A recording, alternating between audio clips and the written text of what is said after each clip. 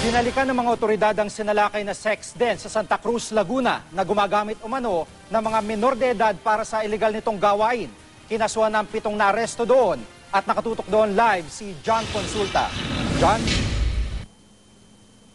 Jiggy, nagpositibo sa droga ang mga suspect na naaresto sa sinalakay na sex den sa Santa Cruz, Laguna. Nasampahan na rin ang mga suspect ng kasong paglabag sa RA 9208 o Anti-Trafficking in Persons Act.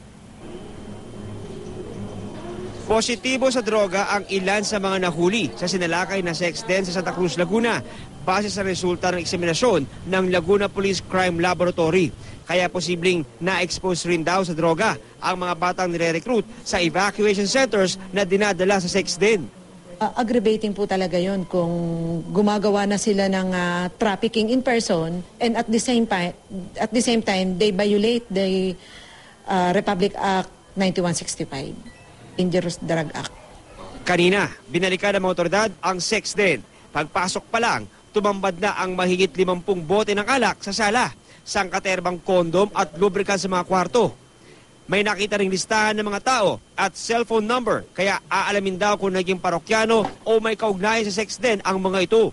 Matagal na raw naputulan ng supply ng kuryente ang bahay, pero nakitap umano sa mga kapitbahay. Ayon sa source ng Laguna Police, sa sala pinapaupo at pinapainom ng alak ang mga menor de edad bago panoorin ng madalaswang DVD.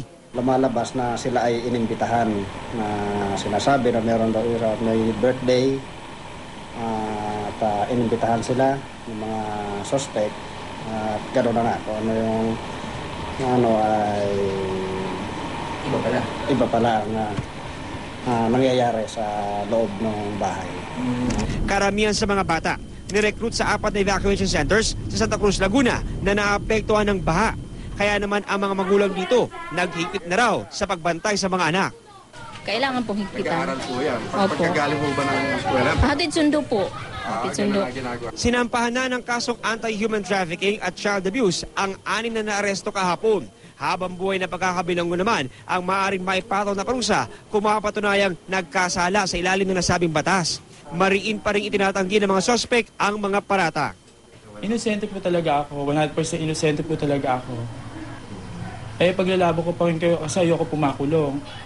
Ang may-ari naman ng sex den na si alias Jenny, iginit na wala silang pinilit na minor de edad at kusang loob daw na nagpunta amang ito sa kanyang bahay. Niregalo niya sa akin yung bata na yon. Wala talagang pinilit. Kaya nung nabasa ko yung report, ako, ano ba to? Oh my God. Ano ba itong klaseng report nila? Sa ngayon, Jiggy, ay nagpapatuloy pa rin daw ang follow-up operation ng mga otoridad para sa mga pinaniniwalaang sangkot pa rin sa operation ng sex den sa Santa Cruz. Yan muna ang latest mula pa rin sa Santa Cruz, Laguna. Balik sa'yo, Jiggy. Maraming salamat, John Consulta.